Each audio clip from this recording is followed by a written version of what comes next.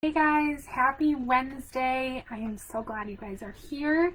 We are talking about executive function tonight during remote learning.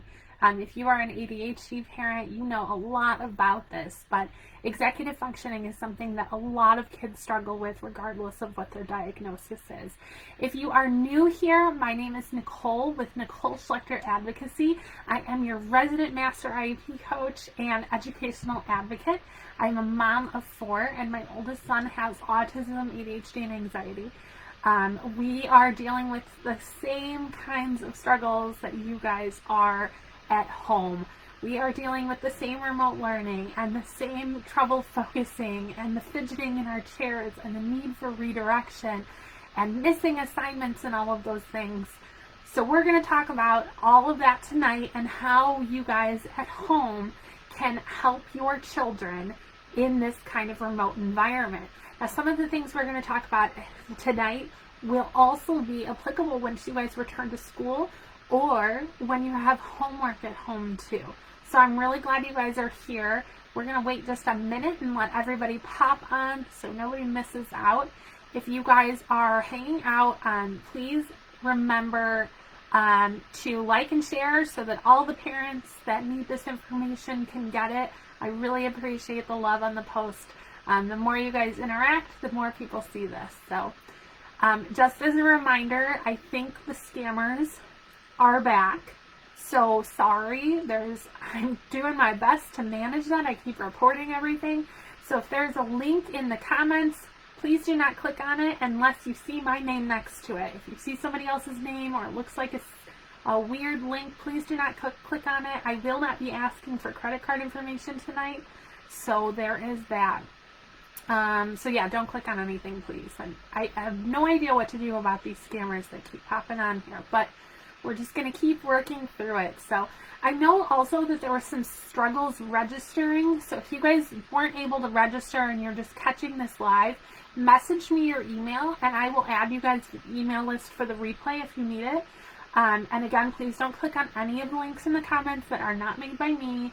The scammers are back. I am not trying to steal your credit card information. This is a free event.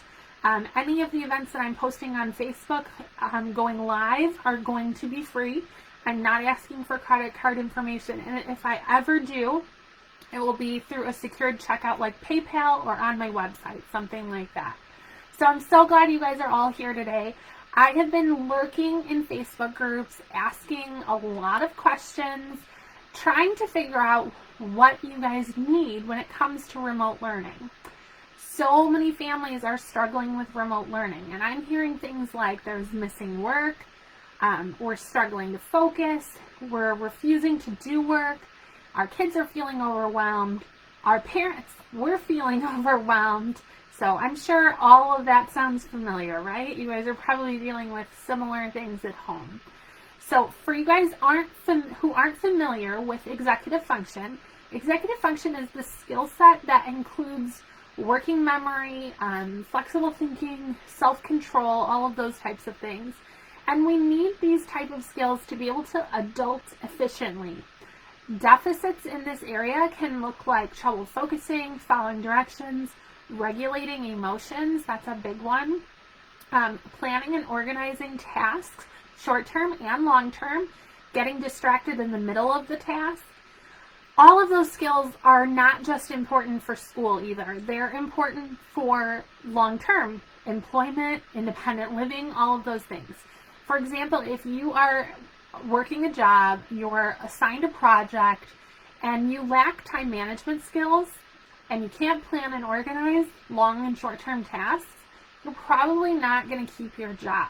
You guys have heard me say before, IDEA law is the federal law that governs special education. And under IDEA law, it says your child is entitled to a free, appropriate public education.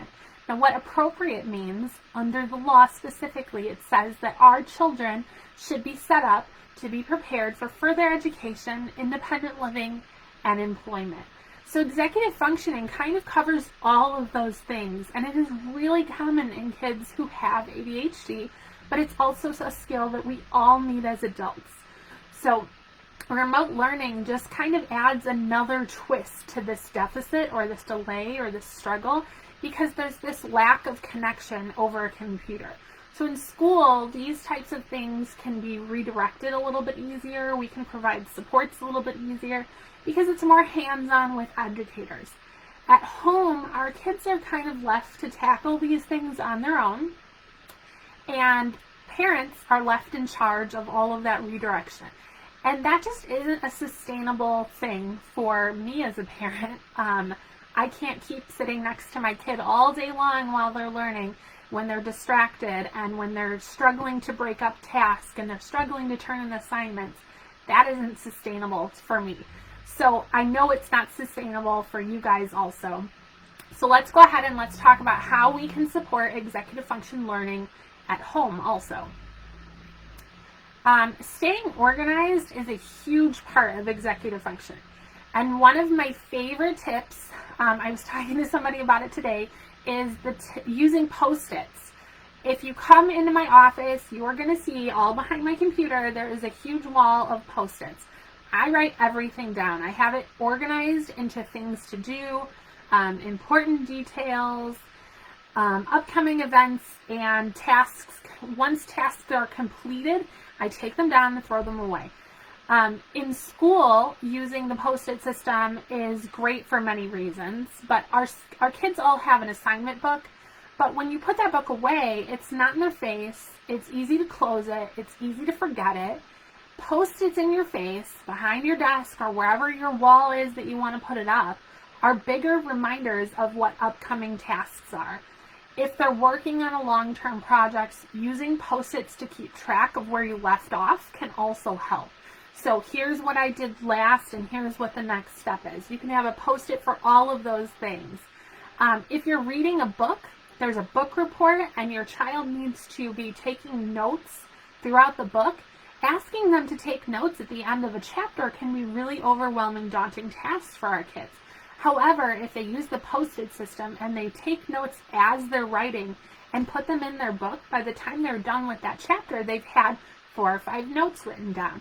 And then at the end, it's easy to take those notes and take those Post-its out and line them up and organize them in order and then complete your assignment. So they're doing their work as they go along, remembering all those details rather than trying to remember it all at the end, which is a really hard thing for our kids.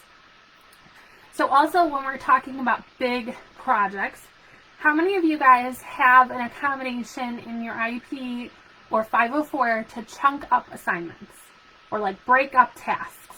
I'm going to be betting a lot of you guys have that in your IEPs. I see this a lot of the time, especially when it comes to like middle school and high school kids. This is a really big common one that's in your accommodations. But instead of having the teacher chunk up the assignments, how can we support our kids through this by helping them set small due dates for the assignments themselves, right? This is a life skill, guys. You do this all the time and you don't even know you're doing it. We all need to know how to manage time, how to organize and plan projects, all of those things. I like to use a planner for this, but I also write down reminder Post-its so it's in my face. And if the assignment isn't due for a month, we can break it up into smaller, more manageable tasks. The assignment is a little bit more manageable. So what I do when we get an assignment is I'm like an old school kind of person, so I write everything down. There's apps for this. You guys can use all kinds of things. Evernote is a great place. Trello is another one that's a great one. They all have free versions of that. You can use Google Docs, whatever you want if you're an electronic technology kind of person. I am not. I literally have everything written down in my book here, my little planner. I write down all my notes and things that are coming up. And then I also have a technology calendar too to keep me reminded so that it gives me alerts on my phone. So when we're talking about breaking up manageable tasks though, we're looking at the whole assignment and we're determining how we can break it up into smaller little chunks. And then on the calendar, you write down mini deadlines. And at each deadline, you have to do a little bit more. So even if you're not turning in for those deadlines, you're doing them yourself so that you're not leaving everything to the last minute, feeling overwhelmed by the task, and it's a much more manageable thing. So what about who has a kid who's overwhelmed by the amount of links and tabs that they have to click on? Yeah, because my kid is overwhelmed by that also. I am looking at his school, his haiku and power school, and I am overwhelmed by the amount of back and forth that he has to do. And it's been a couple weeks, he's figuring out a system, but this is super overwhelming for our kids, especially for our kids who are easily overwhelmed by visual stimuli. This is like a really big thing. So one of the things that I've seen work really well is creating a spreadsheet of Zoom links, especially for older kids who are switching classes. This is a time saver because they don't have to click through a bunch of tabs to get to the next Zoom link. They keep the file open at the bottom of their page, and when one class is over, they go to the next Zoom link. So they're not going back and forth between tabs and trying to manage where to go next.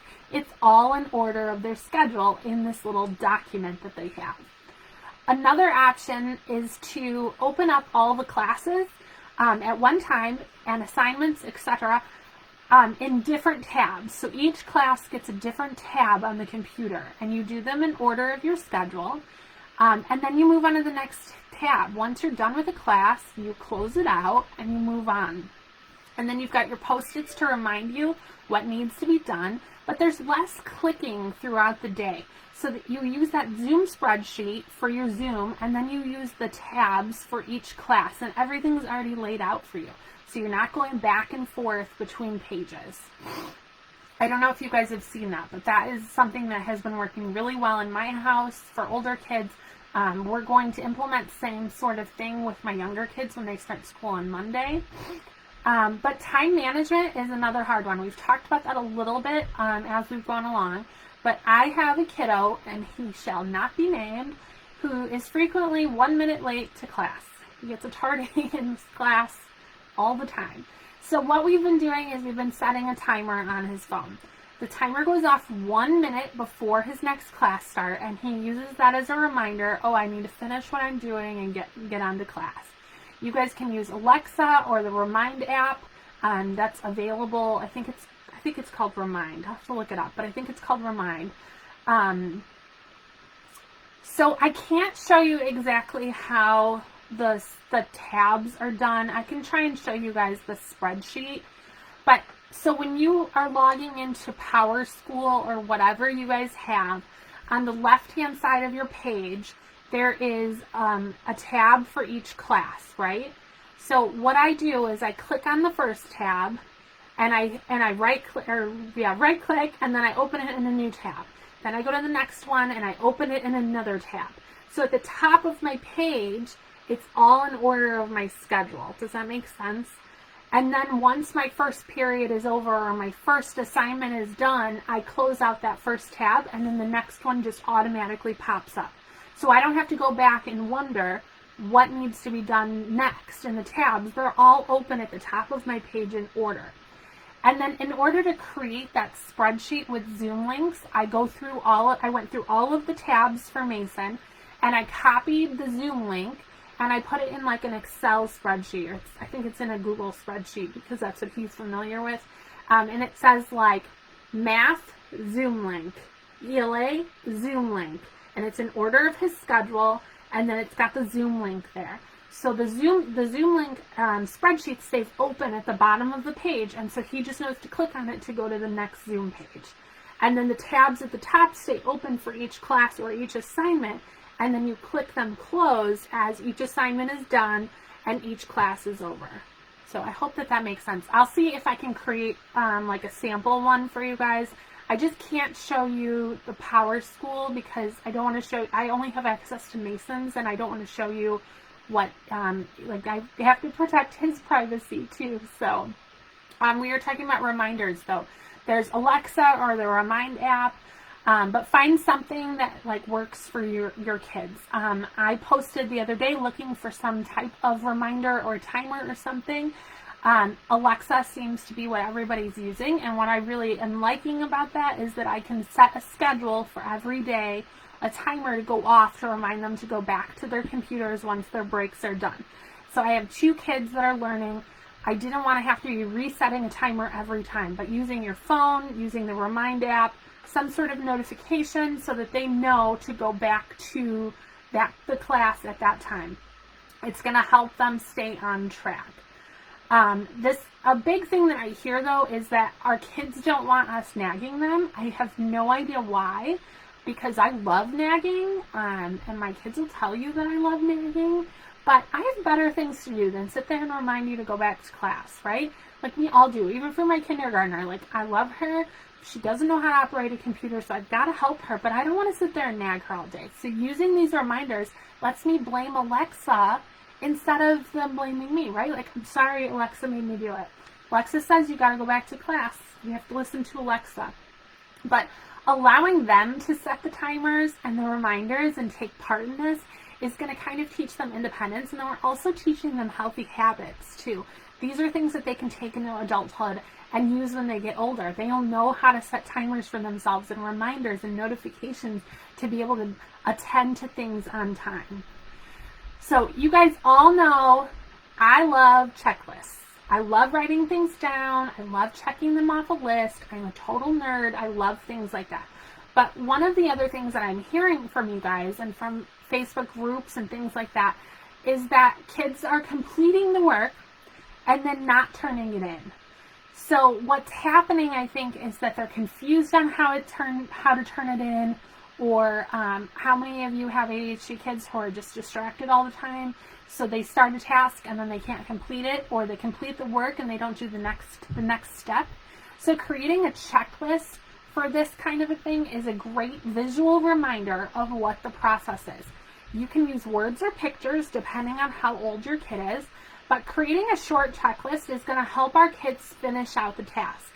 I mean, because it's super disappointing if your child does all the work and then they forget, or they're so overwhelmed that they don't turn it in and they're getting 50% credit for something that they should have gotten 100% on. Like, that really kills my motivation if that's happening to me.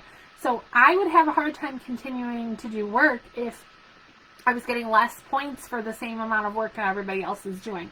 So making some sort of visual checklist that you can screenshot each section and print it. So if you're in Power School or Haiku or whatever you guys are using, Schoology, you can go in and you can screenshot each step and print it out and make yourself a little visual schedule of what the actual steps are. Especially for our kids who are visual learners, that's a really good tip. Our kids who really aren't reading yet, this is another great tip. You can use this visual schedule to show them how to log into the computer, how to log into Power School, how to turn in assignments. All of those things, you can use some sort of visual schedule or visual checklist.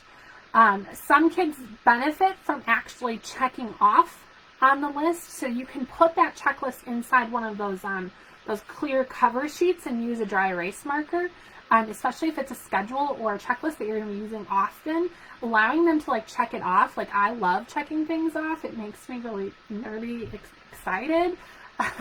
So that would be like a great thing for me. Like, oh, I did this, I'm going to check it off. And it gives you like a sense of accomplishment sort of thing. So a lot of this is building healthy habits. And for some of our kids who are struggling with planning, we have to break things up into easy to follow steps.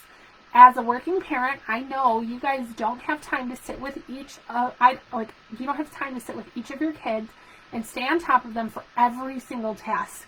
So we want them to be more independent. And these are just some tips that you guys can use right now to increase that independence in school. In elementary school, your children's teachers are going to be more involved. But when we get to middle and high school, these skills become really important. So we want to be creating these habits now so that we can allow them to be independent later. Like I said before, IDEA law says that our children's IEPs should be setting them up for further education, independent living, and employment. I think I could say that in my sleep. But executive function skills are essential to being successful in all of those areas: academics, independent living, and employment. We need these skills. So we shouldn't just be adding accommodations in to cover this either. A lot of the times what I see is that we're adding in these accommodations like we talked about, breaking up assignments and, those types of things. That's a great accommodation, but if we're not teaching our kid how to use that skill and how to do that and use that tool, then we're just doing everything for them and we are not creating independent children. So we can also add annual goals or training for kids and parents to help us get through this. So did you guys know that parent training is a section in the IEP? It is. It is absolutely a section in the IEP. So if you need to learn how to Zoom, if you're not sure how to navigate the tabs, if you want to be able to support your child in learning those executive function skills at home, you can absolutely team up with the school so that you're prepared for what your child needs right now. And right now, I am opening up IEP assessments again until Friday. I emailed you guys about it on Monday as a Labor Day thing. I'm going to leave those discounts up until Friday. And it's a pretty good discount right now. But in the IEP assessment, I'm going to be looking for opportunities for improvement with executive functioning in mind. So we're going to talk a little bit about what you need and what your child's struggling with. And I'm going to review the IEP to make sure that your child's IEP is covering all of those things. The assessment includes a 30-minute consultation where we talk about what your parent goals are, what your concerns are. We're going to prioritize accommodations that we need right now during remote learning. I'm going to completely review the IEP with executive functioning in mind, with your goals and concerns in mind. I'm going to give you the exact special education language that you need to use in order to ask for what your child needs and actually get it. This is like an invaluable resource right there, because how many of you go into a meeting and you don't know how to ask in a special education way what your child needs? It isn't just you, it's all kinds of parents. You guys know your child best, and so I'm going to take what you have to say and I'm going to turn it into special education language and give it back to you so that you can approach the school and advocate for your child.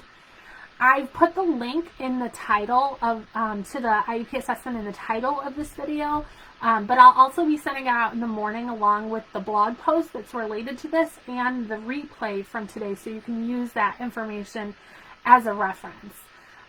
While you guys are hanging out on my website, I also discounted my 4-part behavior series.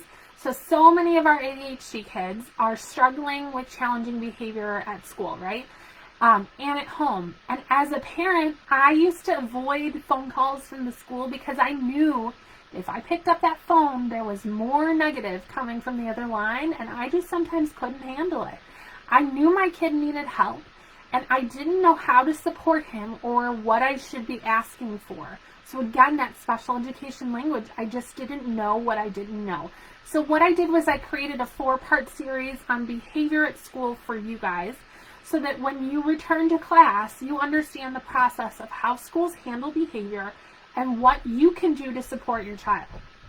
After this series, you will know what to ask for when your child's struggling with behavior, how the school handles behavior, what an FBA is, and what it should be identifying. Because if I read another FBA that says that my child's behavior is attention-seeking, I swear I'm going to lose my mind. That is not an appropriate FBA. We're going to talk about how you can dissect your child's behavior intervention plan so that it supports their unique needs. And then the really cool part is that we're going to talk about specific classroom strategies that do not include a clip chart. Our next live is September 23rd, and we're talking about, does my child need an IEP and how do I get one? We're going to go back to basics. So if you guys have been around IEPs for a while, this is going to be a great live for you so that you can actually learn what the process is like and what you should be asking for and what you need to know about IEP basics. If you are new to IEPs, this is also a great live for you because we're going to be really talking about what you need to do in order to support your child at school. I'm really glad you guys are here today. I am looking forward to talking to you next time. I'm going to try and go through and make sure I've answered all the comments. So, Lori says she's nerdy excited about checking things off. Hey, Lori, I see you. Me too. I love checklists. I had a friend in high school. We're still friends. Her and I used to like talk about how much we loved making lists together. Like, we're such nerds. It's totally exciting though. If you guys have any more questions, feel free to leave them in the comments. And if not, I will see you guys on the 23rd. Have a good